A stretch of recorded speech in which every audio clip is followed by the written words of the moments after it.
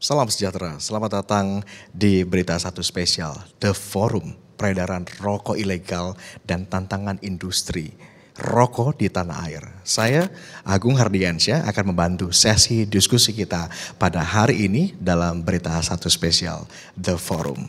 Kita tahu bersama pemirsa bahwa dalam 3 tahun terakhir rokok ilegal yang beredar di masyarakat temuannya jumlahnya terus mengalami peningkatan sehingga tentu berdampak negatif pada industri dan juga pendapatan perusahaan rokok legal. Naiknya cukai rokok ditengarai menjadi salah satu penyebab munculnya rokok ilegal ini. Pasalnya disparitas harga yang cukup besar, berbeda jauh begitu antara rokok yang legal dengan rokok yang ilegal, kemudian mendorong fenomena down trading, alias membeli rokok dengan harga yang lebih murah. Di mana kondisi ini tentunya juga kita tahu bisa berdampak pada penerimaan negara dari cukai rokok. Buniverse sebagai media aspirasi membuka ruang diskusi secara terbuka, kritis dan tentunya konstruktif berkumpul di head office Buniverse di kawasan Pantai Indah Kapuk 2 ini untuk sama-sama membahas soal peredaran rokok ilegal dan tantangan industri rokok Indonesia bersama sejumlah narasumber yang sudah hadir di sini. Kita langsung saja sapa tanpa berlama-lama pemirsa.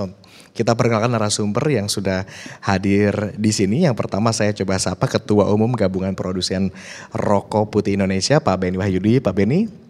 Selamat siang. Sehat? Alhamdulillah. Terima kasih Pak Beni sudah berkenan bergabung bersama kami di sini. Kita akan diskusi panjang nanti ya. Kemudian juga ada Pak Henry Najwan, Ketua Umum Gabungan Perserikatan Pabrik Rokok Indonesia. Pak Henry, sehat? Alhamdulillah sehat. Terima kasih Pak Henry sudah berkenan bergabung. Rasanya juga tidak lengkap kalau diskusi ini hanya dari sudut pandang pabrik, pengusaha begitu ya. Tetapi kita coba tengahi dari kalangan pemerintah termasuk yang punya data nih dari Indef. Ada Mas Andri Satrio Nugroho. Terima kasih sudah berkenan. Terima kasih sudah mengundang. Datang ke PIK 2. Siap. Kemudian dari pemerintah ada Pak Nirwala Dwi Herianto, Direktur Komunikasi dan Bimbingan Pengguna Jasa, Direktorat Jenderal Bea dan Cukai. Pak Nirwala. Alhamdulillah, terima kasih. Oke, tapi kalau kita bicara data, maka tak lengkap rasanya juga ada di sheet partisipan. Kita juga coba sama Pak Denis Wahidin, Direktur Eksekutif Indodata. Terima kasih sudah berkenan bergabung di sini ya. Kita nanti diskusi bersama-sama dan agenda ini akan berlangsung selama kurang lebih 2 jam. Nanti ada sesi tertentu untuk partisipan juga bisa berdiskusi langsung bersama kami di sini untuk ajukan pertanyaan atau juga memberikan pernyataan.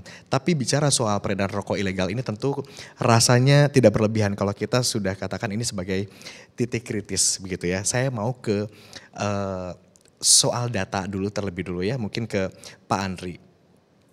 Pak Andri, industri hasil tembakau ini menyumbang 6,9% terhadap PDB. Mohon dikoreksi ya jika ini keliru.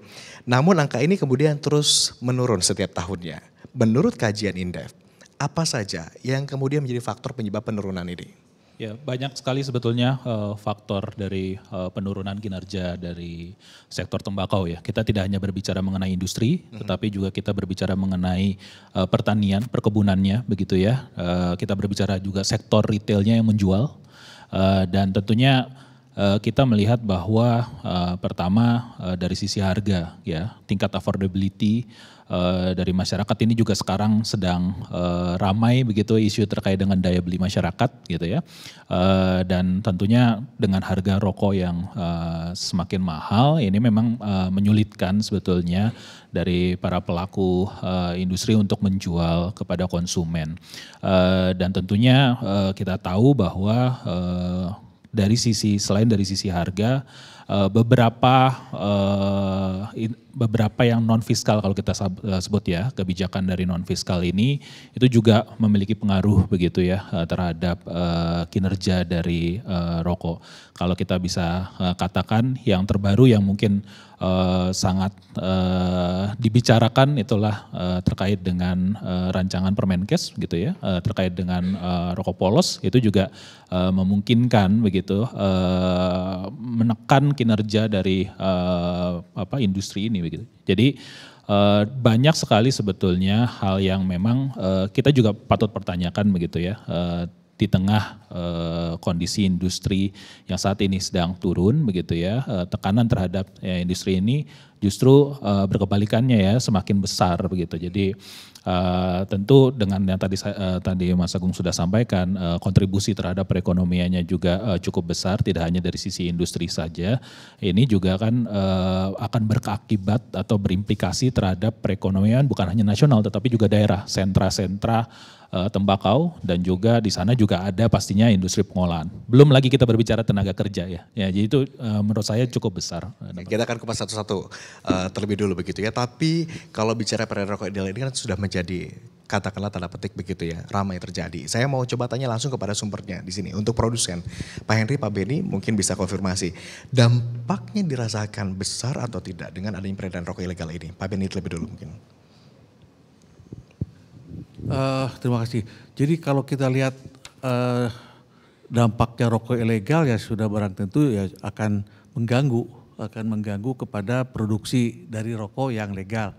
Karena bagaimanapun kita sebagai produsen rokok yang memenuhi ketentuan pemerintah, mengikuti peraturan yang membayar cukai, PPN, kemudian PPH ya kita bayar semua. Itu mungkin perbedaannya antara rokok legal dan ilegal tuh lebih dari 70%, mungkin hampir 75%. Dibayangkan kita bersaing dengan produk yang harganya, biaya produksinya lebih murah 75%. Itu pasti akan membawa persaingan yang tidak sehat bagi kita.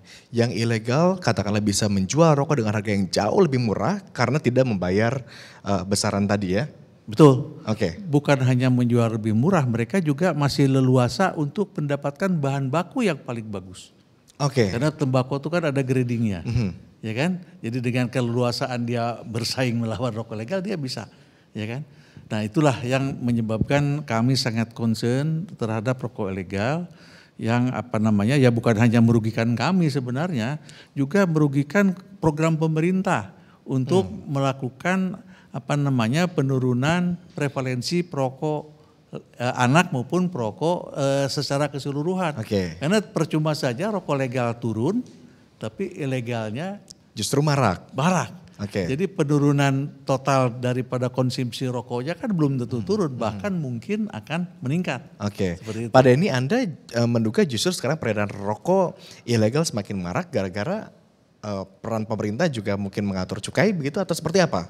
Ya betul, mau tidak mau dengan cukai yang tinggi, makin tinggi kenaikan cukai itu mungkin nanti Pak Dirwala bisa ditanyakan, setiap kenaikan 1% cukai akan mengakibatkan meningkatnya rokok ilegal, otomatis. Dan sebentar, setiap kenaikan cukai 1% meningkatkan rokok ilegal. Ilegal. Ya, sejumlah tertentu.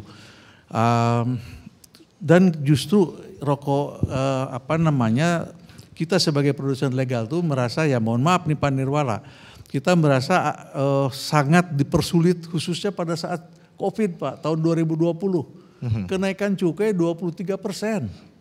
Padahal situasi keuangan atau ekonomi masyarakat, daya beli masyarakat lagi turun. Bahkan bagi kami di produsen rokok putih kenaikan itu sampai 32%. Ini terus terang ya mungkin di satu pihak kita memahami pada saat COVID itu kan pemerintah butuh untuk menanggulangi. Tapi yang jadi beban korban ya kami waktu itu. Di 2020 cukainya naik 20%. Sementara cost production justru meningkat lebih tajam lagi jadi. Ya otomatis karena memang ada halangan bekerja dan segala macam itu akan menjadikan beban tersendiri. Ya, kemudian di samping cukai, kebijakan-kebijakan yang bersifat restriktif terhadap industri rokok, misalnya larangan iklan, ya larangan penjualan tertentu, itu yang menyebabkan rokok legal terhambat karena rokok ilegal kan nggak pernah beriklan Pak. Jadi rokok legal tambah lagi kena Pak, apalagi kalau nanti kebijakan yang sedang disusun oleh Kementerian Kesehatan di dalam Permenkes itu ada peraturan yang akan membuat standarisasi kemasan dengan warna tertentu, huruf tertentu yang akan menyamarkan semua rokok itu akan sama, kemasannya sama, bentuknya, kemudian hurufnya juga seperti itu. Dan ini akan sangat mengkhawatirkan kami, karena disitulah akan sulit dibedakan mana rokok legal dan rokok ilegal. Oke. Justru akhirnya menjadi bias. Since tadi Pak Benny mention ke Pak Nirwala, tapi sebelum ke Pak Nirwala saya mau coba dulu ke Pak Henry. Pak Henry mungkin ada yang ingin coba ditambahkan dari Pak Benny. Ya, terima kasih. Kalau menurut pandangan saya, pandangan kami dari Gapri, rokok ilegal ini adalah akibat. Kalau kita sebaiknya melihat beberapa tahun ke belakang. Karena kalau kita lihat rokok ilegal adalah sebagai suatu bentuk akibat yang disebabkan oleh peraturan yang sangat restriktif, aturan baik dari sisi fiskal, regulasi non fiskal yang sangat menghambat. Kalau kita lihat yang katakan Pak Benny tadi benar sekali, tahun 2019 pada saat tahun politik tarif cukai tidak naik. Tiba-tiba di tahun 2020 pada saat COVID mulai masuk ke negara kita, tarif cukai istilah orang diropel menjadi 23%, HJE dinaikkan menjadi 35%. Pada saat tahun 2020 kondisi Indonesia menurut saya masih cukup, daya beli masih ada, resiliensi masih bagus. Itu penerimaan cukai maupun produksi masih cukup memadai. Kemudian di tahun 2021 kita dinaikin lagi 12,5% kalau nggak salah, tarif cukai 12,5%. 2022 12,5%, 2023 10, 2024 10. Nah kurang lebih 4 tahun terakhir ini tarif cukai sudah naik sekitar 60%. Nah posisi pada tahun 2019 di mana produksi itu sempat mencapai 359 miliar batang kalau nggak salah. Dengan kondisi 4 tahun terakhir ini sekarang sudah akan menyentuh produksi di tahun 2024 ini menurut saya sekitar 300 miliar batang. Berarti terjadi kehilangan produksi tahun kalau kita bandingkan dengan tahun 2019 ada sekitar 59 miliar batang hilangnya kemana? Apakah itu hilangnya terus perokok berhenti merokok? Nah sejarah situasi ini pun yang kami terima juga dari Bapak dari Bea Cukai, terjadi down trading mencari harga yang lebih murah, akhirnya yang masih legal ditinggalkan, mencari konsumen, mencari rokok-rokok ilegal. Nah sampai hari ini pun kita mau bicara rokok ilegal berapa persen, kira-kira juga masing-masing punya metodologi. Tapi kalau kita lihat cukup lihat aja dari perbandingan tahun 2019 dan 2024 ini penurunannya sangat signifikan. Itu yang mungkin harus mulai diwaspadai untuk kedepannya. Demikian. Oke, produksi rokok kemudian berkurang, tadi jumlahnya sekian miliar batang begitu ya. Tetapi apakah perokoknya juga artinya berkurang? Kalau ternyata datanya perokoknya tetap ada bahkan meningkat, berarti mungkin rokoknya beralih ke rokok yang ilegal begitu ya maksud Pak Henry ya. Saya coba konfirmasi ke Pak Nirwala. Pak Nirwala mendengar pernyataan dari tadi Pak Benny, kemudian Pak Henry, itu seperti apa Anda melihatnya? Terima kasih, berarti teman-teman pabrik rokok ini sebetulnya acara rutin ini.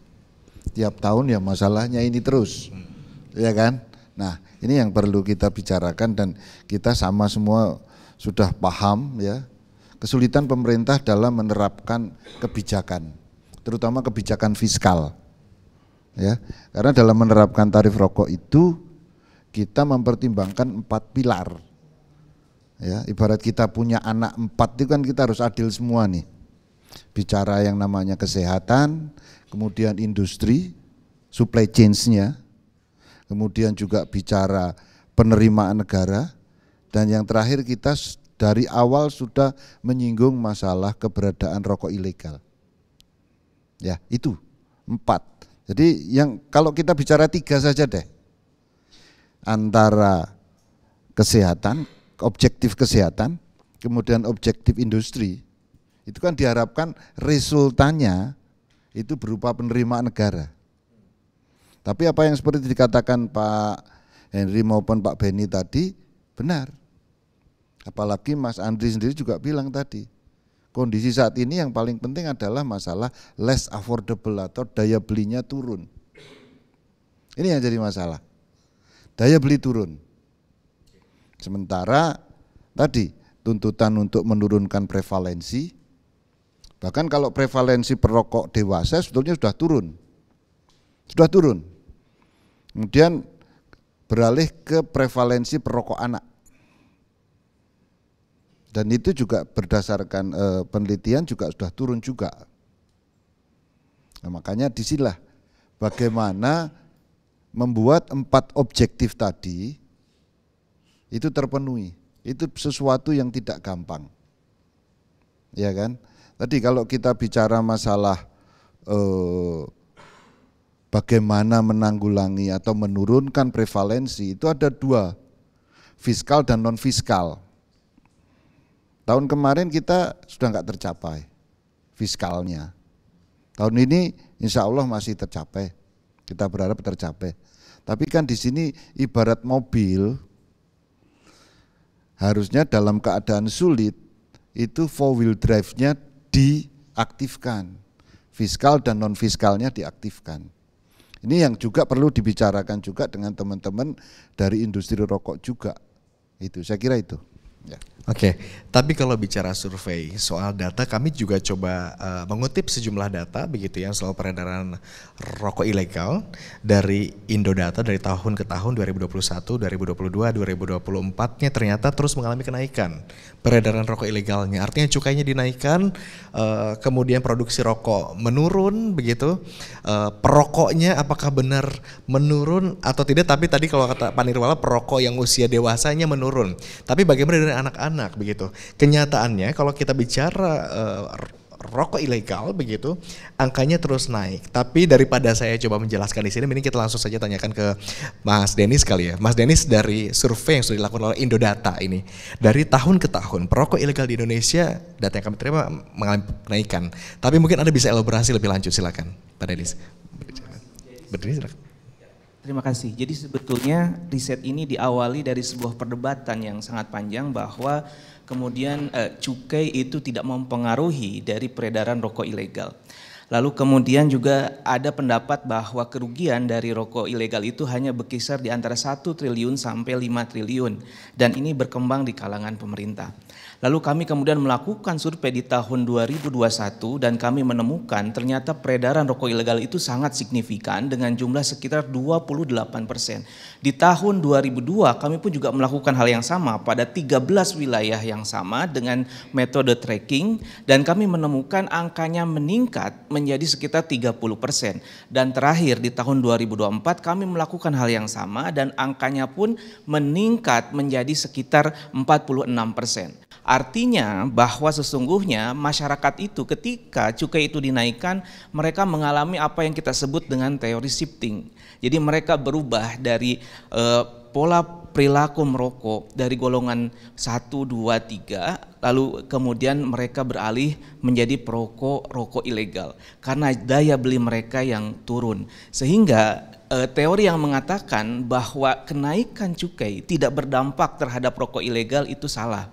Dan ini dibuktikan dengan adanya down trading di mana masyarakat sekarang mulai berhenti untuk membeli rokok-rokok dengan harga yang mahal lalu kemudian berpindah pada rokok-rokok yang murah. Nah, saya kira penemuan ini menjadi sangat penting dan kerugian yang kemudian kami temukan adalah di tahun 2021 kerugiannya mencapai sekitar 53 triliun. Lalu kemudian terakhir dengan tingkat peredaran sekitar 46%, kerugiannya mencapai sekitar 97 triliun. Ya, inilah yang menyebabkan saya kira senada dengan target dari cukai rokok yang diperkirakan hanya masuk sekitar 50% dari 300 triliun yang ditargetkan oleh pemerintah. Dan saya kira ini perlu untuk kemudian dievaluasi karena asumsi dari pemerintah kekurangan dari pemasukan cukai rokok itu merupakan kesuksesan dari penekanan atau pembatasan pemerintah terhadap prevalensi perokok di Indonesia.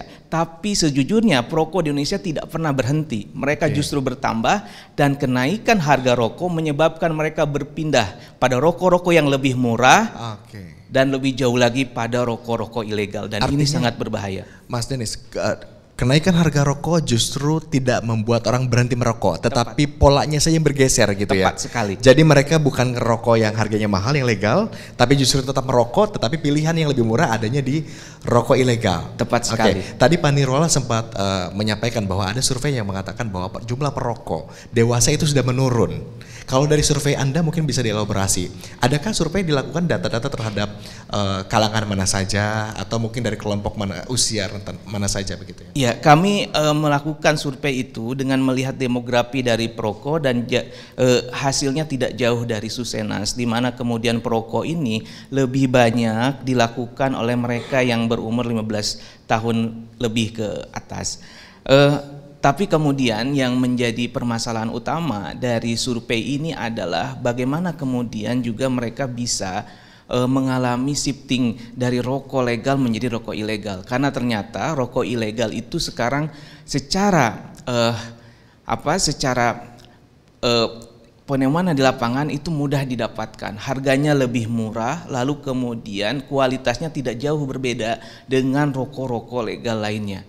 Saya kira itu yang juga sangat penting. Terima kasih Mas Denny sudah mengelaborasi data-data ini. Kita mungkin menjadikan ini data-data sebagai salah satu acuan untuk diskusi kita. Saya mau ke Mas Andri kalau begitu. Mas Andri mendengarkan data dari Mas Danis tadi begitu ya, menyebutkan bahwa ternyata kenaikan cukai tidak serta-merta kemudian membuat orang berhenti merokok, tapi justru preferensi mereka bergeser dari rokok yang harga mahal yang legal ke rokok yang harganya lebih murah yang ilegal begitu. Apakah ini juga menjadi katakanlah statement yang tepat, boleh nggak kita sebutkan kalau tingginya harga cukai menjadi aktor maraknya rokok ilegal justru? Ya, sebetulnya yang paling bisa kita pertanyakan juga ya terkait dengan angka prevalensi itu adalah tidak ada informasi terkait apakah masyarakat ini merokok rokok yang legal atau ilegal. Kalau kita bedah itu angka dari prevalensi dia itu merokoknya rokok yang legal atau ilegal, itu kita mungkin akan mendapatkan data yang cukup mencenangkan juga gitu. Nah, di tahun 2020 saya menyambung tadi yang dikatakan Pak Beni juga dengan Pak Henry, bahwa di tahun 2020 kondisi dari daya beli masyarakat itu juga sedang turun. Masyarakat sedang ya kalau kita katakan untuk berhenti merokok memang memerlukan waktu. Nah, ini di saat harga rokok yang cukup tinggi, cukainya juga cukup tinggi, harga jual ecerannya juga tinggi, masyarakat mencari alternatif rokok yang murah. Pada saat itu saya rasa rokok yang paling murah itu adalah rokok ilegal. Dan yang berbahaya sebetulnya adalah ketika kita melihat bahwa ekosistem dari rokok ilegal ini sudah terbentuk. Nah, kenapa? Karena kalau saya bisa katakan sekarang dulu ya, kalau kita bisa berkaca dulu, para pelaku rokok ilegal ini membeli tembakau yang mungkin kualitasnya tidak cukup baik. Kalau sekarang mereka bisa bersaing dengan para pelaku rokok legal untuk mendapatkan kualitas tembakau yang terbaik. Belum lagi kita berbicara mengenai packagingnya. Sekarang kalau melihat anak muda, tidak heran melihat mereka merokok rokok ilegal, packagingnya sangat-sangat menarik gitu ya. Lalu kita berbicara juga mengenai tenaga kerja yang digunakan. Sudah ada nih kalau kita melihat di beberapa daerah di sentra tembakau, saling bajak antara perusahaan gitu. Oh, kalau kami melihatnya waktu itu di Kabupaten Malang, Kabupaten Malang, ini ada kejadian pelaku dari SKM golongan 2, Pak. SKM golongan 2. Ini kan legal, mereka perusahaannya legal. Tenaga kerjanya itu dibajak sama yang rokok ilegal. Jadi sudah bisa menawarkan upah yang kompetitif, bayangkan. Jadi ekosistemnya sudah terbentuk. Nah, kalau kita berbicara ini misalnya rokok, salah satu parameter betapa suburnya industri rokok non ilegal begitu ya. Ya bahkan bisa menggaji karyawan dengan besaran yang kompetitif begitu. Dan ya saya rasa kalau berbicara mengenai rokok putih misalnya Pak Beni, ini kan market share cuma 3%. Saya rasa rokok ilegal jauh lebih besar market share-nya daripada rokok putih mungkin, dan bisa jadi ada asosiasinya Mas. Benar gitu. Begitu? Benar begitu enggak? Saya rasa kalau rokok putih ya 3% lebih sedikit. Pernah saya suatu waktu rapat dengan Pak Nirwala. saya di Gaprindo, mestinya diundang juga Gaprilindo. Apa tuh Gaprilindo? Gabungan perusahaan rokok ilegal. Karena waktu itu saja angkanya sudah 4%. Saking ini tumbuh suburnya begitu ya. Oke, Pak Henry ada teman? Bagaimana tidak sangat menguntungkan, Pak? Kami di legal pungutan negara per batang itu 83%. Belum cost lain, produk UMR dan lain-lain. Jadi per batang kami pungutan negara termasuk cukai, pajak daerah dan lain-lain itu 83%. Berarti industri ini hanya boleh menikmati 17% belum dihitung kos-kos yang lain. Nah, demi bagaimana kita bisa bayangkan rokok ilegal yang bisa menikmati keuntungan di atas 83%. Nah, kami yang di legal ini justru diawasi dengan sangat ketat dari sisi fiskal maupun peraturan non fiskalnya, sehingga akhirnya ya fakta kenyataannya sekarang rokok ilegal ini semakin menjamur juga. Demikian. Oke, saya ke Pak Nirwala kalau gitu. Dari tadi udah pegang mic, Pak Nirwala gemes kayak pengen ngobrol. Gimana Pak Nirwala? Begini, makanya sebetulnya yang namanya survei rokok ilegal itu banyak dilakukan oleh lembaga survei, termasuk dari Indef sendiri, DDTC, ya. Nah, memang juaranya Indodata memang. Juaranya Indodata, ya kan. Bahkan sistemnya metodenya pun juga nanti kalau perlu diskusi dengan yang bawa teori atau analisis struktural equation modelingnya. Yang pertama kali bawa ke Indonesia, nanti kita temukan ya biar paham semuanya. Karena saya melihat mungkin kalau running modelnya oke, keluar angka berapapun keluarnya oke. Tetapi apa meaning dari angka itu? Itu yang paling penting ya. Jadi hati-hati karena misalnya kalau berdasarkan survei yang dilakukan itu jauh melebihi data BPS. Ya, data kita itu produksinya kan sekitar 348,5 miliar, tapi dengan asumsi yang ada berarti mengindikasikan oleh Indodata konsumsi rokok di Indonesia itu 599,43 miliar. Overestimate ini. Ya kan, terus kerugian yang mencapai 97,81 triliun. Ya. Namun ilegalnya dari 281 triliun dengan rata-rata 708. Ya. Dan tadi kalau sampai 50%, artinya apa? Setiap satu rokok legal itu ada hampir satu batang rokok ilegal. Masuk akal enggak? Masuk akal enggak itu? Ya kan? Setiap satu rokok ilegal akan ada hampir satu batang rokok ilegal. Itu berarti jumlahnya melebihi mungkin produksi golongan 2 kali. Ya, itu makanya hati-hati ya. Boleh kita lihat di sini kita perbandingkan ya, baik dari Oxford Economic pun di tahun 2017 itu 9,7, kemudian UGM di 2023 juga 6,9, DDTC 10,41, ya angkanya nggak jauh-jauh beda lah. Gitu. Jadi ini mungkin perlu hati-hati bicara lagi di ranah publik, ya itu karena angka ini juga nggak masuk akal gitu.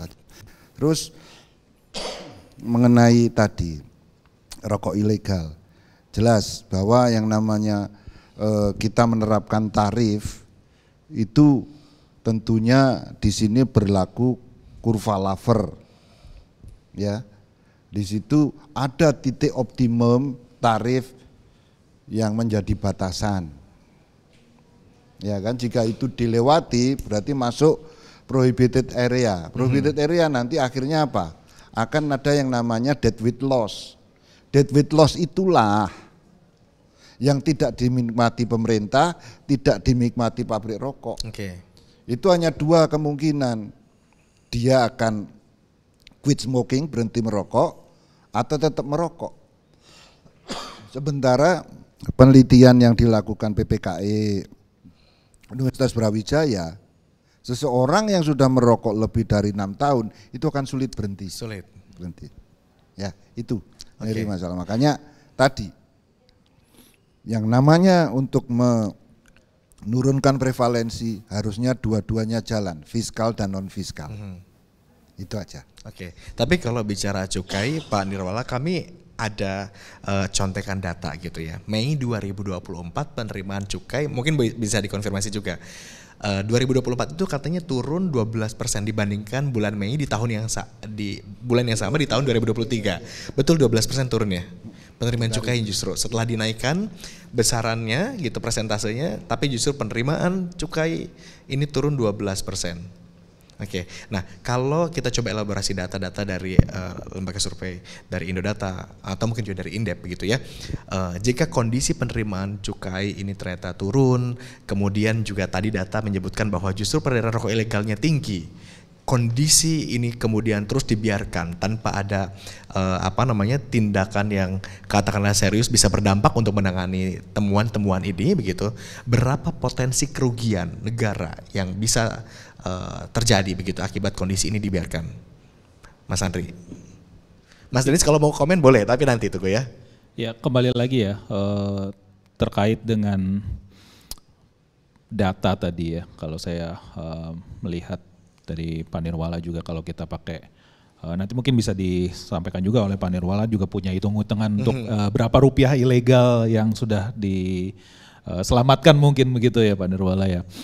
Tetapi kalau kita melihat memang terkait dengan kerugian negara ya dengan angka dari ilegal sendiri, kalau kami kan memang sebetulnya melihat dari beberapa lembaga juga begitu ya yang sudah mengeluarkan ya potensi sebetulnya yang ada saat ini yang sudah diterima oleh pemerintah ini masih belum cukup tinggi begitu ya. Jadi masih ada kalau saya bisa katakan penerimaan yang mungkin bukan hilang ya, tetapi harusnya kita mendapatkan penerimaan tersebut, tetapi pada akhirnya tidak terjadi karena masyarakat mengkonsumsi rokok ilegal. Dan kalau dari data ya kemungkinan besar ya sekitaran 50 juga ada begitu ya, 50T. Dan ini menurut saya memang masih underestimate kalau kami melihat perhitungannya. Kembali lagi kesulitan untuk menemukan berapa sih sebetulnya rokok ilegal yang tersebar di seluruh Indonesia gitu. Karena ya kembali lagi dari kata-katanya saja ilegal begitu, pasti akan sulit untuk menemukannya.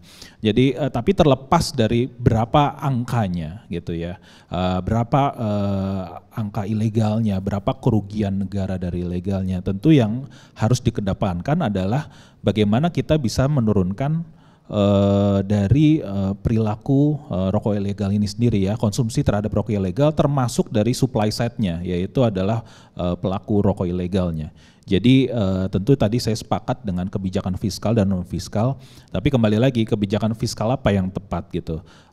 Tahun depan tentu kita harapkan sebetulnya sudah ada moratorium untuk kenaikan cukai, karena tadi sudah dikatakan oleh Pak Nirwala sendiri begitu ya, bahwa sudah mau melewati batas dari kurva Lavers. Kalau kita terusin lagi ya penerimaan pasti tidak akan tercapai karena diminishing dia. Tapi sampai kapan? Itu pertanyaannya. Dan jangan lupa tahun 2019 tadi sudah disampaikan oleh Pak Henry, itu tidak ada kenaikan cukai. Tapi dirapel di tahun berikutnya jadi double digit 23 gitu kan. Nah ini yang kita takutkan juga, jangan-jangan tahun depan dinolkan untuk bersiap di tahun selanjutnya karena mungkin alasan politik dan lain sebagainya gitu ya. Menjadi double begitu menjadi ya. Double dirapel nah ini kan kalau dirapel ya saya rasa bukan menurunkan jumlah tadi rokok ilegal, tapi justru malah menyuburkan ekosistem tadi rokok ilegal gitu.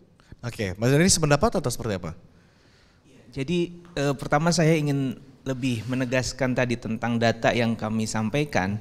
Jadi data yang kami sampaikan itu adalah data dari yang kita ambil dari perokok, dan data itu kita ambil dari BPS, dan perokok kita ada sekitar 28% dari total penduduk yang ada.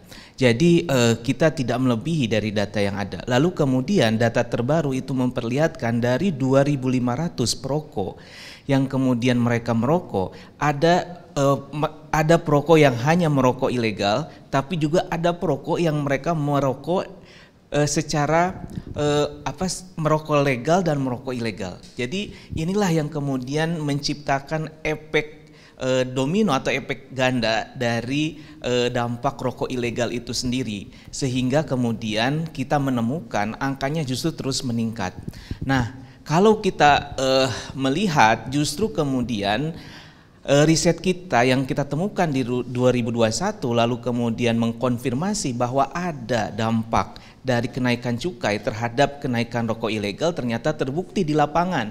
Nah, asumsi-asumsi awal yang kami juga baca tentang penelitian dari Oxford, kemudian penelitian dari Prakarsa, penelitian juga dari DJBC, kemudian juga penelitian lainnya yang kemudian berkembang dalam konteks persepsi pemerintah, itu menemukan adanya tidak relevannya antara cukai dengan rokok ilegal. Lalu kemudian justru riset kita yang menemukan adanya relevansi, dan kemudian fenomena down trading ini membuktikan bahwa shifting itu terjadi, dan inilah dampak dari kita melalaikan rokok ilegal tersebut. Terima kasih. Baik, Mas Dhani, terima kasih. Saya mau ke kalangan pengusaha, ke asosiasi. Tapi sebelum saya mau sapa dulu, sudah bergabung bersama kita semua Bapak Ibu, Bu Merianti Penguan. Selamat datang Bu Mary, terima kasih sudah berkenan bergabung bersama kami. Kita diskusi terbuka di sini nanti, kita sambil diskusi juga lanjut. Saya mau ke Pak Benny dan juga Pak Henry begitu. Tadi kita percaya, kita tahu bahwa pemerintah juga dalam kondisi yang begitu sulit begitu ya, menyeimbangkan tadi 4 aspek kalau tadi kata Pak Nirwala begitu ya. Bagaimana menekan prevalensi perokok, kemudian juga mengendalikan fiskal dan sebagainya begitu. Tapi dari kacamata para pengusaha, jangan-jangan ini bukan hanya soal cukai saja. Kenapa kemudian begitu marak peredaran rokok ilegal, tetapi dari faktor pengawasan. Dari kacamata ini bagaimana Anda melihatnya? Pak Henry terlebih dulu mungkin. Terima kasih. Jadi kalau dari pandangan saya, coba saya kasih gambaran Pak ya. Di anggota kami Gapri ada yang golongan 1, golongan 2, untuk SKT ada sampai ke golongan 3. Kita ambil contoh aja di anggota kami untuk yang golongan 1. Perbungkus isi 12 batang itu rata-rata sudah di atas 30.000. Kemudian untuk golongan 2 itu isi 12 batang rata-rata dengan harga sudah di atas 23.000. Rokok ilegal dengan kualitas yang makin baik sekarang ini dijual dengan harga antara 10 sampai 15.000 di isi 20. Nah, bagaimana kalau kita secara normal konsumen ini akan mencari yang pasti yang akan lebih murah, dan menurut mereka hal itu sudah cukup memuaskan buat mereka, sehingga akhirnya jelas-jelas kelihatan sekali bahwa rokok ilegal baik itu di golongan 1, golongan 2 sudah tidak terjangkau. Nah, kurang lebih seperti itu yang bisa saya gambarkan. Nah, kemudian mengenai pengawasan, ya kami terus mengapresiasi dari Bea Cukai maupun khususnya dari Bea Cukai selama ini sudah all out lah saya katakan untuk menindak di peredaran rokok ini. Nah, sekali lagi kami juga harus paham bahwa dari Bea Cukai pun ada keterbatasan. Kalau nggak salah kantor pelayanan Bea Cukai itu ada sekitar 50 lebih kantor Pak Nirwala ya. Nah, padahal sentra-sentra industri kan tersebar. Dan Indonesia dengan negara kepulauan yang sangat luas. Itu kami tetap mengapresiasi Bea Cukai telah melakukan pengawasan dan penindakan, tetapi memang situasi yang di lapangannya cukup sulit. Demikian. Situasi di lapangan cukup sulit. Mungkin bisa dielaborasi ditambahkan oleh Pak Benny. Seperti apa sebetulnya? Baik. Kondisi di lapangan itu sepelik.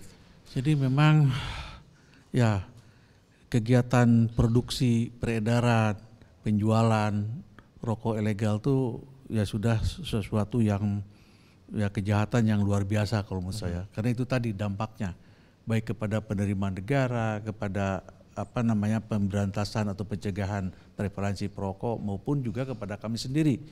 Oleh karena itu kami berharap bahwa kegiatan atau kejahatan ini bisa dikategorikan sebagai extraordinary crime. Sehingga pemberantasannya pun atau penindakannya pun juga harus extraordinary. Ya, tidak hal yang biasa-biasa aja, business of usual, walaupun kami memahami Bea Cukai sudah melakukan hal yang terbaik. Tetapi masih ada sebenarnya satu peluang, karena saat ini Bea Cukai bersama Polri, Kejaksaan, TNI dan Kementerian lembaga terkait sudah membuat satu DES dalam rangka pencegahan dan pemberantasan penyelundupan. Nah, saya nggak tahu nih Pak Nirwa, apakah rokok ilegal termasuk di situ? Apakah juga menjadi prioritas utama? Karena memang saat ini yang masih cukup dimonitor cukup tinggi itu ya penyelundupan, terutama kan kasus-kasus kemarin yang tekstil dan sebagainya. Tapi saya mengharapkan bahwa rokok ilegal juga masuk di dalam itu, di dalam intensitas pemberantasan rokok ilegal juga masuk di dalam DES itu. Kan orangnya itu juga Pak, intinya. Kita coba konfirmasi kalau gitu ke ya Pak kan tadi Pak Henry kalau hanya mengharapkan kawan-kawan dari Bea Cukai kan terbatas. Ini ada DES nih, koramil ada di situ tuh. Babinsa segala macam bisa dilibatkan. Nah ini nih saya harapkan seperti itu. Sehingga nanti bukan hanya yang tertangkap itu adalah ya pedagang-pedagangnya, tracking-trackingnya, tetapi sampai ke hulu siapa sih true beneficiary-nya siapa sih. Sehingga akan ada efek jerak. Ya kan kita misalnya kalau ada yang dari SPM tadi misalnya mesinnya dipolis lain, dijemreng dengan pelakunya. Ya, karena ini extraordinary kalau menurut saya. Karena ekosistem sudah terbentuk. Produk pun saya baca ada satu pemberitaan yang sangat menarik bahwa konsumen tertentu sudah loyal sama rokok ilegal tertentu. Kan sakit ini. Mereka tanpa iklan, tanpa apa, mungkin karena servisnya lebih bagus, mungkin karena kualitas bahan bakunya mereka bisa beli lebih bagus, mereka bisa menghasilkan produk yang kompetitif. Jelas kompetitif harga sudah pasti, tapi kompetitif dari bahan baku kan bisa mereka kapitulasi juga karena masalah keunggulan. Ada margin yang cukup besar itu. Kondisinya sudah cukup krusial, sangat krusial begitu tadi kalau disampaikan oleh para pelaku industri begitu ya. Pak Nirwala, kita tentu menantikan bagaimana langkah tegas, tindakan nyata dari pemerintah begitu untuk menangani kondisi ini agar para pelaku industri tidak terus-menerus semakin merugi begitu. DES-nya sudah ada padahal. Bahkan sebelum DES sekalipun kita sudah ada. Kita sudah bikin MOU dengan TNI, Polri, Kejaksaan. Sudah ada itu. Ya, apalagi dengan adanya DES ini jadi makin kuat. Karena perlu kita lihat, perlu kita ingat bahwa yang namanya rokok ilegal itu di Indonesia sumbernya ada dua. Yang pertama memang rokok selundupan dari luar negeri. Itu rata-rata memang rokok putih, SPM ya.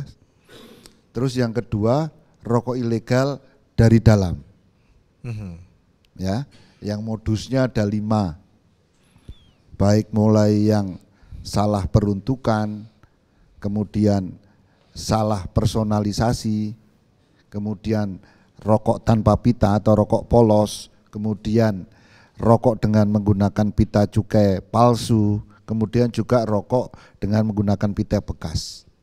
Ini hal yang memang kita hadapi dan kita sudah sejak dari awal memperhitungkan rokok ilegal tersebut. Ya, jadi masalah down trading segala macam, apalagi ditambah menurunnya daya beli, itulah yang menyebabkan mereka rokok ilegalnya subur. Ya. Dan di sini dari awal memang kita perhitungkan, ya. Tapi seperti dikatakan tadi, tahun 2019 begitu tidak naik, rokok ilegal turun, ya. Begitu 2020 itu mulai meningkat, ya kan. Jadi nggak usah pakai studi, itu jelas ada kaitannya. Ya kan, itu jelas ada kaitannya. Jadi tadi makanya kita rekomendasi kebijakan di tahun nanti 2025, ya jangan khawatir nanti kalau nanti didobel lagi. Jadi didobel nanti. Kan sudah pernah ada contohnya kemarin. Kemarin seperti hilang. Kalau satu belum contoh itu, belum bisa diambil tren gitu kan. Nah belum diambil sebagai rumusnya. Tetapi karena tadi kita mengingat tadi. Kenapa sih sampai timbul itu?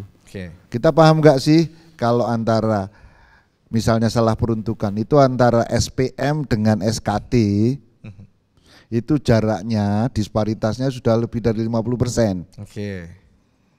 Ya kan? Itu satu. Kenapa itu terjadi? Mulai dari tahun 2021 dan seterusnya yang menyerap tenaga kerja dari pabrik-pabrik rokok SKT yang labor intensif, yang padat karya, itu tarifnya dibuat paling rendah.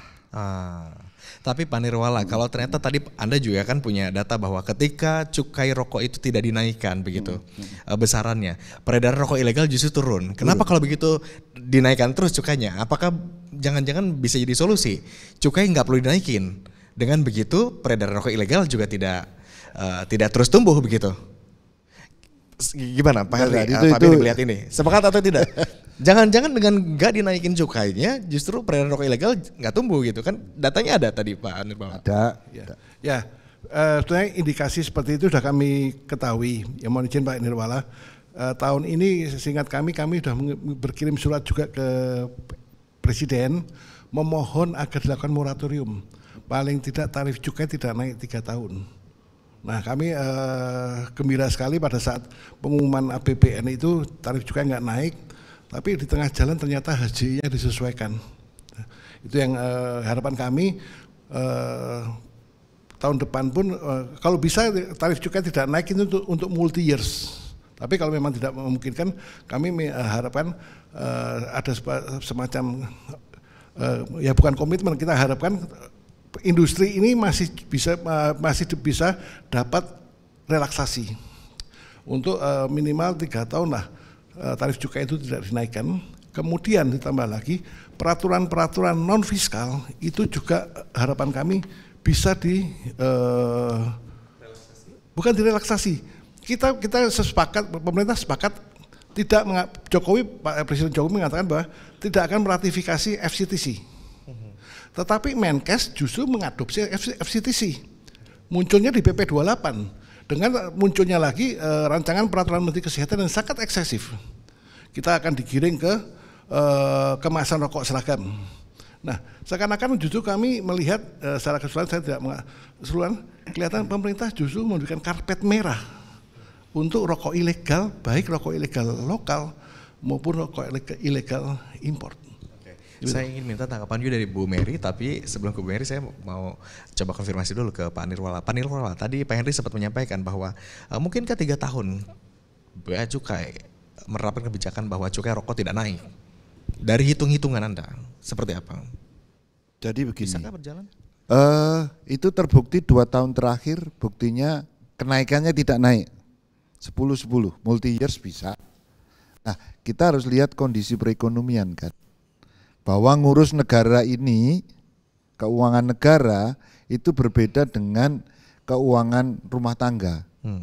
Kalau rumah tangga, kita memulai dari take home pay kita berapa, uang penghasilan kita berapa sih? Baru kita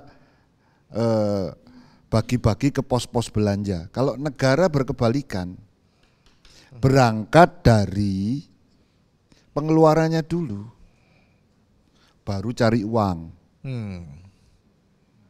Karena itu tuntutan Undang-Undang Dasar 45 kita. Kalau mau seadanya juga bisa, gitu lah. Jadi ini beda. Jadi kalau negara ngitung dari pengeluarannya berapa, baru cari uang, gitu kan. Nah di sini di satu sisi cukai itu salah satu sumber, ya. Tapi bukan berarti menaikkan cukai itu untuk cari duit semata. Saya tidak menafikan bahwa penerimaan cukai hasil tembakau itu sangat tinggi. Tahun ini sekitar 213-216 triliun ya dari cukainya saja. Tetapi itu tidak semata-mata, itulah keuntungan cukai, skema cukai. Dia bisa reguleran karena membatasi konsumsi, tapi karena cara membatasinya itu dengan memungut cukai, makanya akan ada penerimaan. Ya, ini kita menghitung keseimbangannya ini yang sulit. Tapi kalau kita bicara soal pemberantasan rokok ilegal begitu, Bea Cukai bukankah ada skema PPNS lain begitu? Kita bukan sekedar dan PPNS, ini mungkin bisa saja langsung diumumkan begitu. Ini pelaku-pelakunya. Kemudian tadi juga kan satgasnya sudah ada, begitu, desking sudah ada. tinggal diumumkan, kemudian pelaku-pelaku yang lain akhirnya jadi ketakutan, katakanlah begitu, sehingga jadi tidak kembali melakukan operasi ini sebagai ilustrasi ya dari teman-teman dari Dhani Darussalam Tech Center itu di tahun 2023 dengan asumsi kenaikan itu 10% terus tiap tahun, itu di tahun 2023 itu ada rokok ilegal sekitar 10,41%. Tapi berdasarkan survei UGM kita sekitar 6,9%. Ya, artinya selisih antara 10 ke 6,9 itulah extra effort yang dilakukan oleh Bea Cukai. Ya, jadi di sini kita ada data pemberantasan rokok ilegal ya. Ya, ini ada datanya. Itu di tahun 2021 ya jumlah penindakannya itu 492 kali ya. Kemudian meningkat terus ya. Bahkan di tahun 2024 sampai dengan Juli itu sudah 11.170 kali penindakan. Dengan total barang bukti senilai 438,94 juta batang barangnya dengan nilai sekitar 607 miliar lebih. Ya, di sini memang yang paling banyak kita temukan dari penindakan itu adalah SKM. Rokok kretek mesin. Ya itu. Jadi inilah yang dari tahun ke tahun dan tentunya juga tidak bisa Bea Cukai sendiri, makanya kita tadi membuat MOU PKS dengan TNI Polri, pemerintah daerah, bahkan dengan pemerintah daerah itu tuntutan dari penggunaan dana bagi hasil cukai hasil tembakau itu. Jadi sebetulnya upaya demi upaya sudah banyak sekali dilakukan begitu ya, khususnya untuk memberantas rokok ilegal ini. Tapi kenyataannya data dari Indodata tadi menyebutkan tetap tumbuh subur nih. Artinya upaya yang dilakukan jangan-jangan nggak linear dengan pertumbuhannya gitu. Kurang banyak gitu upaya yang dilakukannya. Gimana Pak Nirwa melihat ini? Jadi gini, seperti yang diutarakan Pak Benny maupun Pak Henry, ini efek dari kebijakan tarif cukai tadi. Ya kan? Misalnya kalau salah peruntukan segala macam itu kan karena memang kebijakan cukup sulit nih. Di masa Covid kita harus melindungi tenaga kerja. Ingat, pelinting rokok itu 95% wanita. Ibu-ibu, pendidikannya mohon maaf cukup rendah, SD SMP. Ya. Bahkan di masa Covid pun itulah yang bertahan. Makanya dengan kebijakan seperti itu pertumbuhan penyerapan tenaga kerja pun makin meningkat. Bahkan tadi Pak Andri juga bilang bajak membajak, ya kan? Itu. Jadi ini di satu sisi kebijakan itu melindungi tenaga kerja, tapi di sisi lain disparitas tarif antara mesin dan sigaret kretek tangan sudah menjauh. Makanya di sini harus punya kebijakan untuk mendekatkan di selisih tarif tadi. Sementara antara yang legal maupun yang ilegal itu selisihnya kan tadi mungkin Pak Henry maupun Pak Benny ngitungnya plus PPh badan. Tapi kalau 3 pungutan aja itu 68%, hampir 70%. Karena satu batang rokok itu pungutannya cukai rokok, kemudian pajak rokok itu pajak daerah yang besarnya 10% dari nilai cukai, kemudian juga dari PPN-HT. Jadi 3 pungutan itu. Pak Nirwa, tapi kalau kita bicara SDM, yang punya SDM juga kan industri juga ada SDM-nya begitu ya. Dengan kapasitas produksi yang terus menurun, bukan tidak mungkin juga SDM juga kemudian dipangkas begitu ya. Mungkin ada kemungkinan nggak kemudian SDM ini dipangkas? Tapi tahan dulu Pak Henry, saya mau ke Bu Meriani dulu. Bu Meri, Kalau tadi Dirjen Pajak sudah menjabarkan begitu ya, berbagai upaya-upaya yang dilakukan begitu untuk memerangi peredaran rokok ilegal. Kalau dari Kemenperin sendiri, upaya-upaya apa yang sudah dilakukan? Baik, terima kasih Pak. Agung. Bagus. Dari Kementerian Perindustrian kami sangat intens melakukan komunikasi dengan industri, dan dari sisi kebijakan kami berusaha, yang pertama kami sedang melakukan revisi kepada Permenperin 72 tahun 2008 terkait registrasi mesin pelinting. Registrasi mesin pelinting yang selama ini kita delegasikan ke Pemda, ini banyak di daerah implementasinya tidak maksimal. Jadi kita berwacana untuk melakukannya melalui aplikasi. Jadi ke depan nanti registrasi ini kita akan menggunakan Sistem Informasi Industri Nasional, SIINAS di Kemenperin sebagai media untuk pelaporan dan mendaftarkan mesin pelinting. Itu yang pertama. Yang kedua, di wacana revisi ini juga kami akan membatasi nanti untuk pemindah tanganan mesin pelinting juga akan terinformasi melalui Sistem Informasi Industri Nasional. Yang ketiga, pembelian mesin pelinting ini juga nanti akan kita usulkan sebagai lartas wajib NPPBKC. Jadi nanti ini akan kami koordinasikan dengan Kementerian Keuangan, dalam hal ini Bea Cukai, bagaimana mekanisme, karena selama ini industri untuk mendapatkan NPPBKC harus sudah memiliki peralatan mesin pelinting. Nanti mungkin ada hal-hal yang perlu disesuaikan dalam hal kebijakan, nanti ini akan kami diskusikan secara intens dengan Bea Cukai, sehingga wacana yang kami sampaikan tadi bahwa pembelian mesin pelinting dan ini wajib untuk perusahaan-perusahaan yang NPPBKC. Mungkin itu salah satu upaya yang kami lakukan untuk mengurangi produksi rokok ilegal. Yang kedua, di sisi bahan baku juga Kementerian Perindustrian sudah memberlakukan wajib untuk kertas sigaret.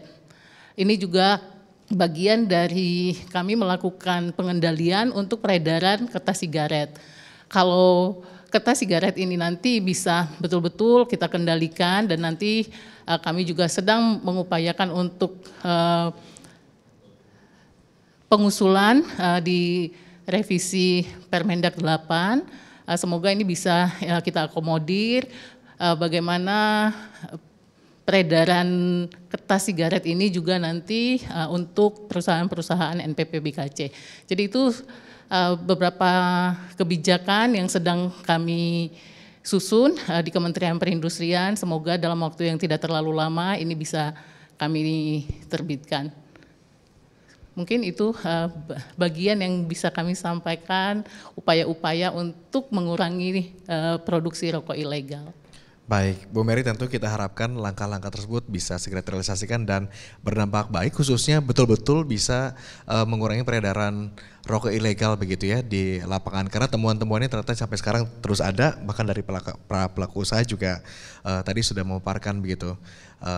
Harus bersaing ketat begitu antara pelaku rokok ilegal dengan yang legal begitu. Karena yang legal dengan cost production yang tinggi, kemudian juga ada beberapa keperluan fiskal begitu dan lain sebagainya. Ini harus menetapkan harga per batangnya yang relatif lebih mahal ketimbang yang ilegal karena nggak perlu bayar apa-apa begitu ya. Ini juga kemudian tadi sempat disinggung sedikit ya, berpotensi juga berpengaruh terhadap SDM dari pabrik-pabrik rokok yang legal begitu ya. Karena kapasitas produksinya kemudian menurun, bukan tidak mungkin juga ada pemangkasan SDM. Mungkin Pak Henry atau Pak Ben bisa dielaborasi, silakan Pak Henry terlebih dulu. Baik, terima kasih. Ya, sejauh ini sampai dengan menjelang akhir tahun 2024, terus terang kami tidak mendengar dari anggota kami telah melakukan PHK. Kami hanya mendapatkan laporan bahwa yang dilakukan adalah PHK alami, yaitu di mana karyawan itu sudah masuk ke usia pensiun, itu dipensiun, tetapi tidak ada penggantian. Ini juga ancaman. Ini ancaman ya. Memang kami tidak seperti belum terjadi seperti industri yang lain langsung PHK. Tapi yang terjadi adalah PHK alami, di mana mereka sudah masuk usia pensiun, kita pensiun dan kita tidak mencari penggantinya. Tidak ada replacement. Sebetulnya jumlah SDM-nya berkurang kan? Berkurang, pasti berkurang. Berarti lapangan kerja ini berkurang. Ya. Demikian. Oke, kalau dari Pak Beni? Ya kurang lebih sama sih. Kita juga memang sangat berhati-hati, apalagi kami dari produsen rokok mesin ya, putih mesin ya. Memang seperti itu. Kita ya mensiunkan mesin tapi tidak orangnya berotomatis tidak bekerja itu kalau dia memang waktu usia pensiun saja ya kan.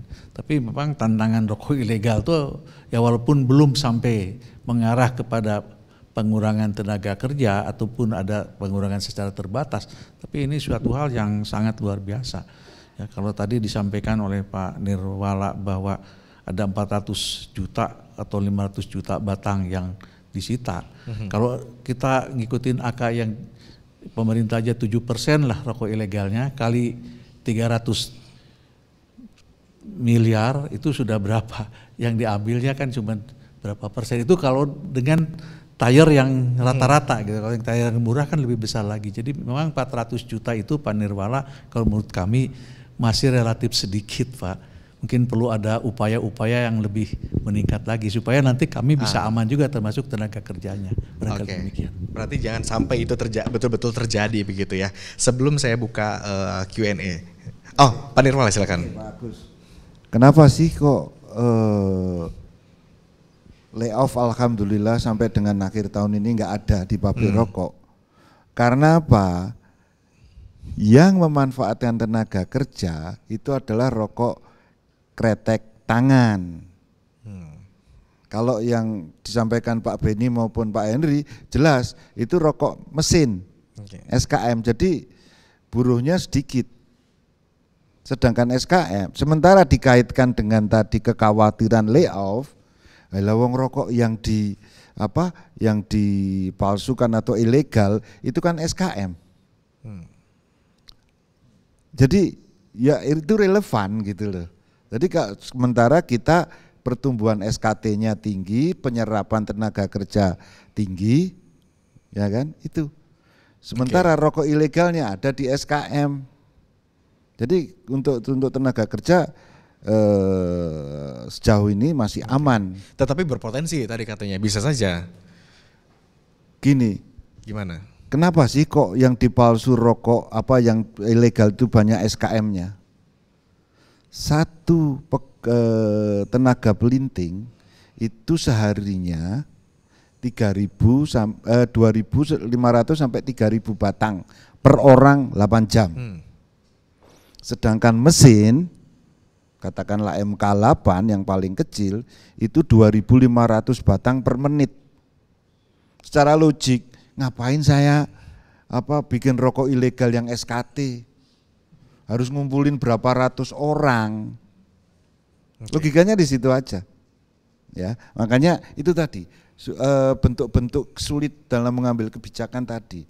Makanya ya harusnya untuk memerangi rokok ilegal sifatnya represif, kita juga harus bikin yang sistemik. Tadi dibicarakan Bu Mary, kalau saya tanggung. Gimana? Ya kan? Harus diatur dari hulu sampai hilir. Dan kita memang sudah mengusulkan Kementerian Perindustrian, faktor produksi. Yang banyak dipalsu apa? Rokok SKM kan? Berarti faktor produksinya, baik mesin maupun bahan baku. Pabrik vapor berapa banyak sih di Indonesia? Importir berapa banyak sih? Ya kan? Mesin bisa kita hitung, ya kan? Terus selanjutnya karena yang namanya SKM itu rata-rata filter, asitatonya juga perlu dong filternya. Berapa banyak yang memproduksi filter? Berapa banyak yang importir filter? Terdata semuanya itu.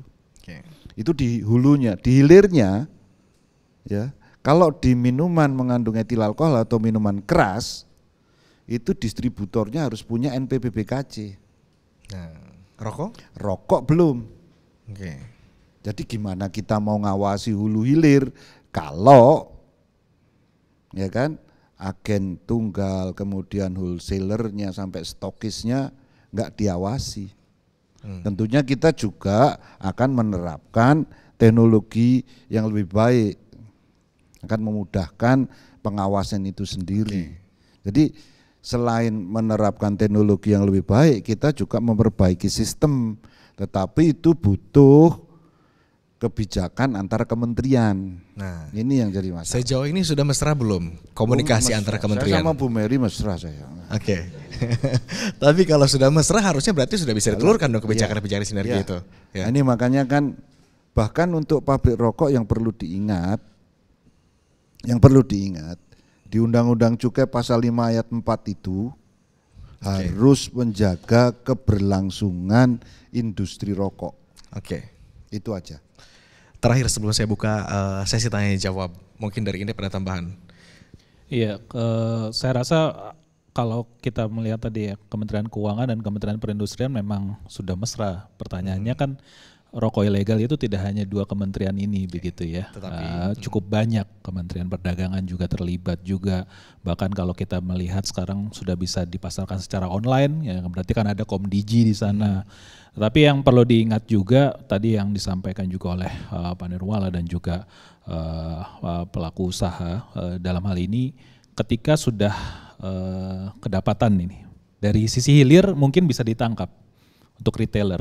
Nah pertanyaannya, kalau dari sisi hulu, mereka yang memproduksi gitu, itu bisa ditangkap atau tidak? Nah kalau saya melihatnya memang salah satu PR-nya di sana. Saya paham karena tidak hanya Kementerian Keuangan ini, kalau yang menangkap yang di sisi hulu bisa jadi ini juga dilindungi juga. Nah di sisi hulunya, kalau Kementerian Keuangan harus menghadapi yang membacking, wah ini menurut saya jadi sulit juga, taruhannya nyawa, mohon maaf gitu kan, pasti seperti itu. Saya rasa seperti itu ya, terjadi di lapangan seperti itu, karena ini Mas, ini tuh sudah seperti mafia saja saya rasa. Kalau di luar negeri ada narkos, nah, di sini rokok ilegal gitu. Rokos. Jadi upayanya masif dan saya rasa dan harus represif begitu ya. Ya, dan tanggung sekali kalau berbicara hanya dari Kementerian Keuangan dan Kementerian Perindustrian, Presiden harus turun tangan juga bahwa sekarang tadi ya disampaikan program-program Presiden cukup banyak. Penerimaan harus cukup besar. Dalam hal ini rokok ilegal menyumbangkan ya loss dari penerimaan tadi. Oke. Ya kalau mau penerimanya bertambah, ya saya rasa Presiden harus turun tangan, jajarannya harus segera memberantas dari rokok ilegal. Betul, tidak ada backup-backupan satu sama yang lain gitu. Jadi ini menurut saya tidak hanya extraordinary crime, bahwa pemain rokok ilegal ini sudah bisa ekspor bahkan. Itu kan menurut saya bukan, itu sudah transborder, cross border crime gitu. Dan ini menjadi gambaran bahwa ini adalah sesuatu hal yang sudah terorganisir dengan baik. Betul, begitu. Betul. Okay. Nah, ini kan udah sistematik ya, menurut saya tidak hanya 2 kementerian ini saja lah, ya, semuanya harus memerangi begitu. Oke, kita nantikan begitu langkah-langkah nyata pemerintah untuk menangani ini, komunikasi sinergis antara kementerian. Bu Mary, ada yang mau disampaikan lagi? Kita mungkin beri kesempatan terlebih dulu untuk audiens yang ada di head office B Universe ini untuk memberikan pertanyaan. Bapak Ibu silakan jika ada yang ingin hendak bertanya atau mungkin juga menanggapi pernyataan dari narasumber kita, silakan angkat tangan, berdiri dan sampaikan apanya. Ada dari sudut kiri? Di kanan? Oke, kalau belum ada kita ke Bu Mary. Bu Mary, ada yang ingin disampaikan tampaknya, silakan.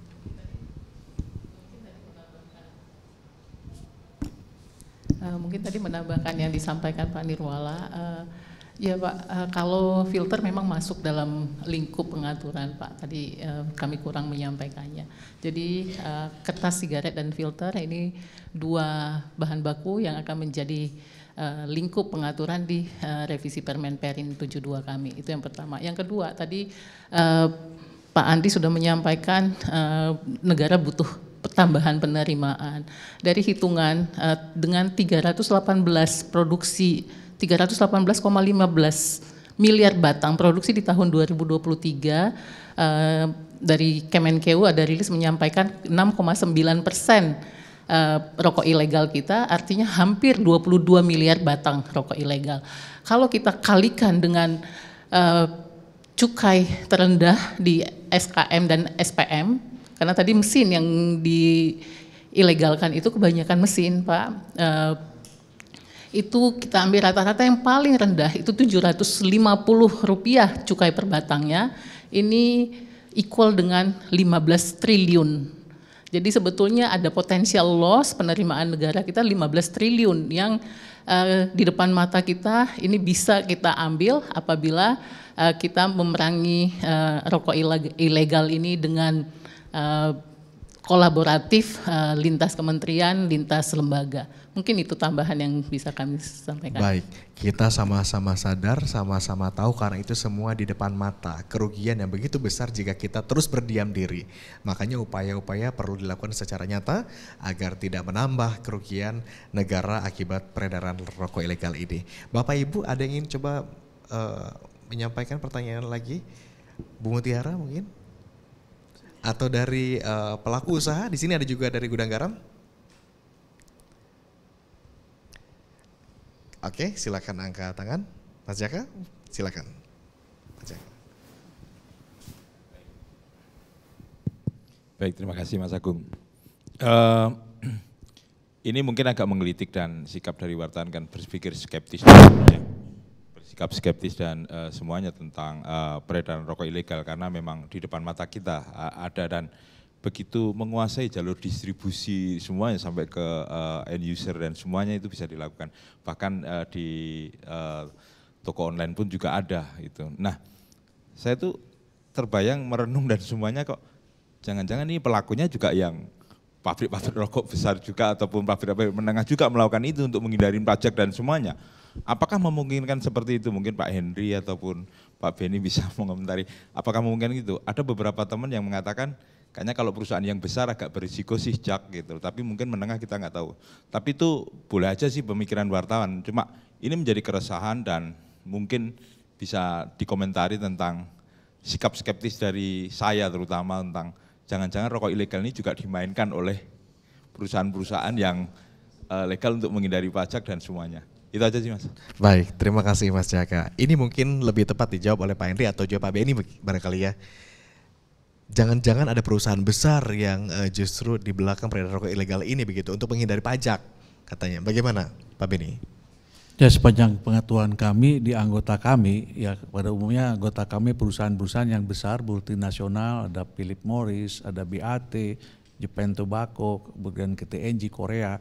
Rasanya hampir tidak mungkin kalau perusahaan kami. Tapi kalaupun ada, silakan. Kan sudah ada DES, katanya DES pemberantasan. Itu jangan takut Pak Andre, itu kan di dalam DES itu ada polisi, ada tentara, ada jaksa agung. Bea cukai sudah dilindungi di situ. Kalau memang DES-nya, itu. Kan, itu aja. Jadi silakan juga, kami perusahaan besar juga silakan aja kalau memang ada di Tenggarai itu. Sehingga kan tadi dikatakan bahwa yang banyaknya ilegal itu adalah SPM ataupun SKM, ya kan? Mesinnya kok nggak ada yang ketangkep, ya kan? Ada berapa ribu sih mesin, masa nggak ada yang ketangkep? Kalau ada usaha khusus bisa ada BIN di situ yang melakukan investigasi secara intelijen, harusnya ketemu demikian. Tambah sedikit Pak Agung. Mungkin dari logik ekonomi aja, ya. Kalau pabrik-pabrik rokok besar itu kan daerah pemasarannya seluruh Indonesia, ya. Kemudian tadi berapa? Selisih antara yang legal dengan ilegal 68%. Kalau yang pemasarannya itu seluruh Indonesia, dia masih main di dua kaki, berarti ngerusak pasarnya sendiri dong. Orang akan beli yang ilegal aja, rasanya sama. Tetapi itu tadi. Artinya nggak mungkin gitu ya kalau ini perusahaan besar sendiri yang bermain begitu. Iya, kalau main di dua kaki karena daerah pemasarannya seluruh Indonesia. Dia mau lempar barang yang ilegal kemana? Orang akan merusak pasarnya sendiri. Itu dari logik berpikir aja. Nah, itu aja. Oke, Pak Andri, ada yang mau tambahkan mungkin?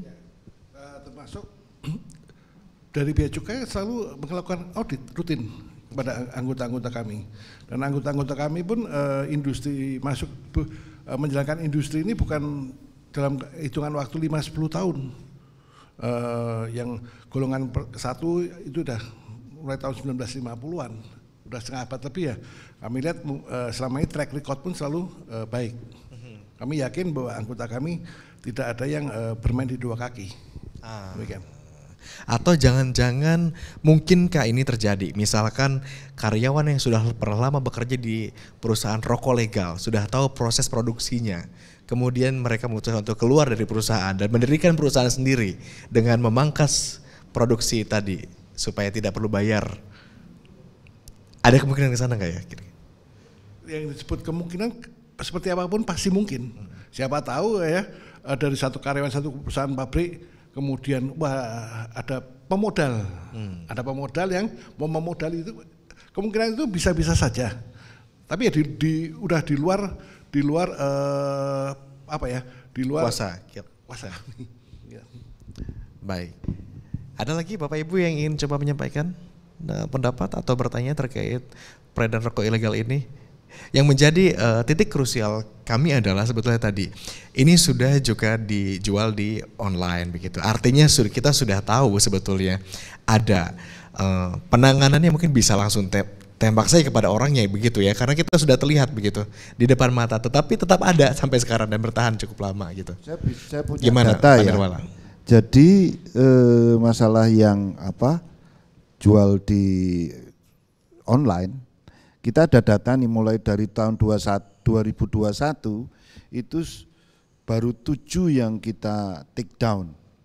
Karena kita punya kerjasama khusus dengan waktu itu Kominfo, sekarang Komdigi. Kita sudah langsung online kalau untuk minta take down.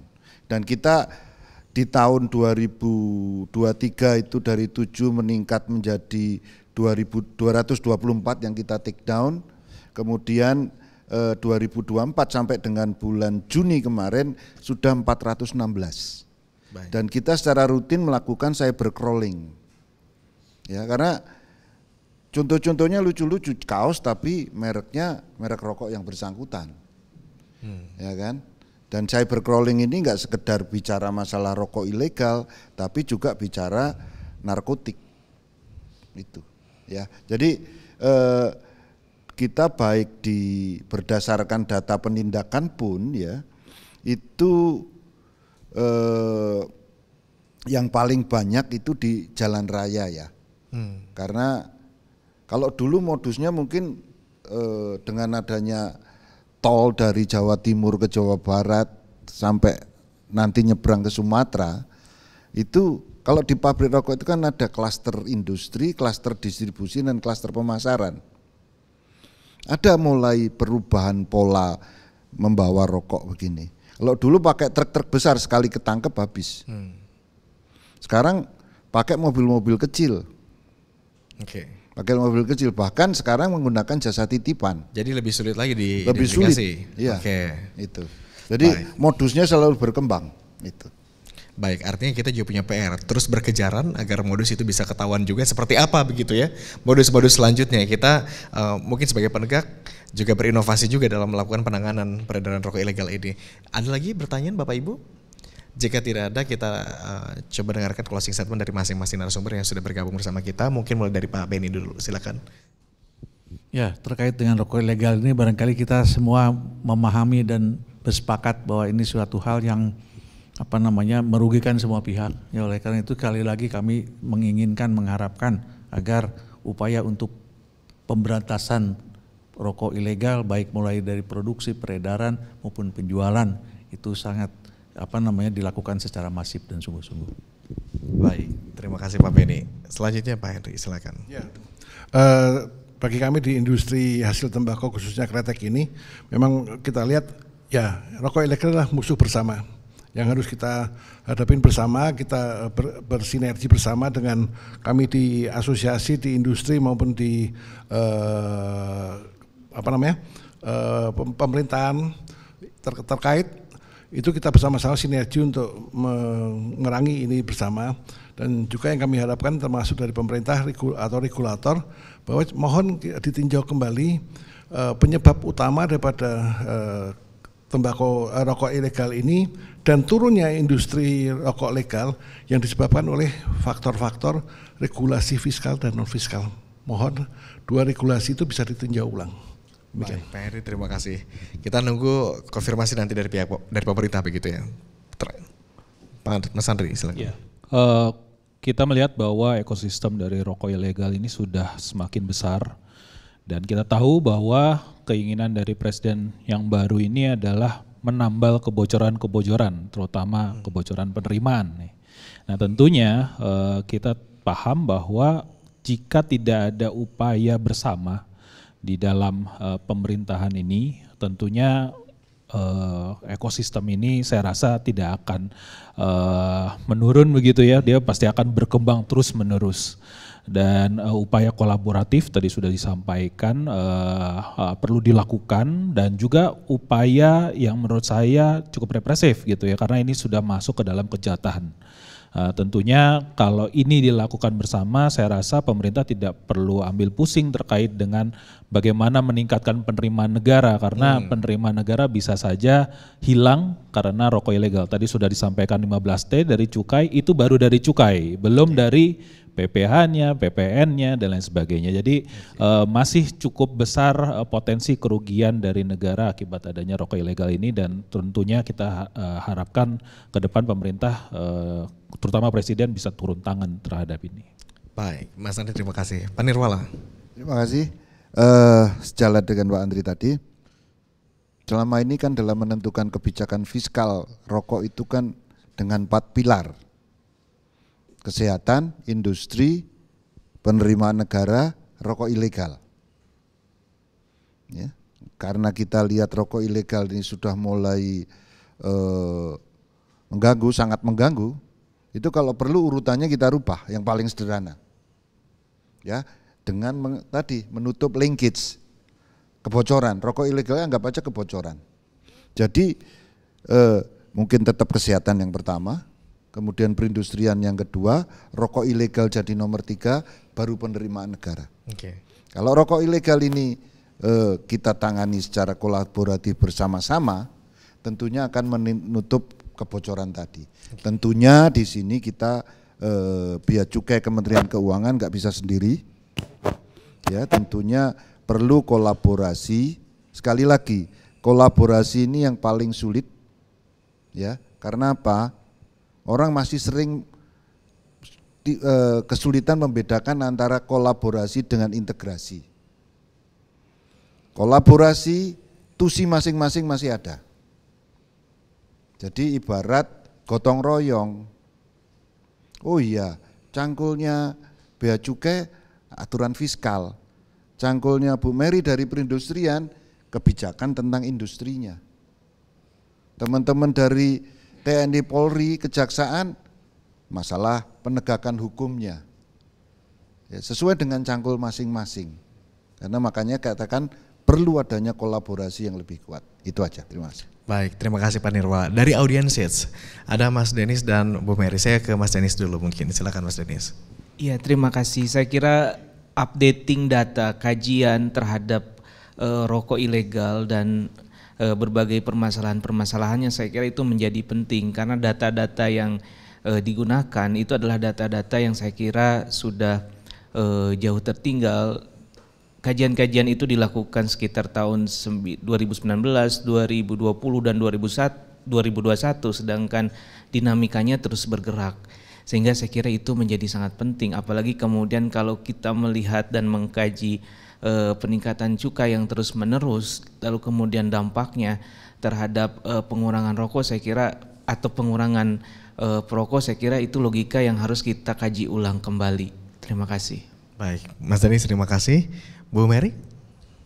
Baik, di samping kolaborasi dan sinergi tadi, dibutuhkan komitmen dari seluruh stakeholder bahwa kita betul-betul berniat untuk memerangi rokok ilegal ini. Jadi ke depan program-program kita betul-betul bukan hanya sebatas di ruang rapat, namun betul-betul bisa diimplementasikan di lapangan. Terima kasih.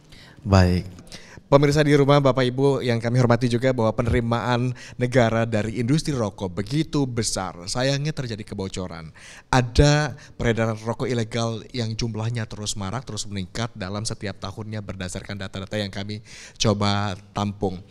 Pemerintah idealnya tidak perlu pusing bagaimana meningkatkan penerimaan negara, cukup tanggulangi saja bagaimana peredaran rokok ilegal ini bisa diberantas. Kita sama-sama mengawal kolaborasi antar berbagai kementerian pemerintah terkait begitu untuk menanggulangi rokok ilegal ini, agar upaya-upaya yang bisa dilakukan bisa tepat sasaran jitu dan memberantas peredaran rokok ilegal. Tentu di akhir kita juga nanti akan menagih janji, menagih komitmen berbagai lapisan begitu, termasuk juga kolaborasi dari pemerintah agar rokok ini bisa diberantas. Bukti nyata yang kita nantikan ke depannya. Saya Agung Hardiansyah, pamit undur diri. Terima kasih atas kebersamaan Anda di Berita 1 Spesial The Forum. Sampai jumpa.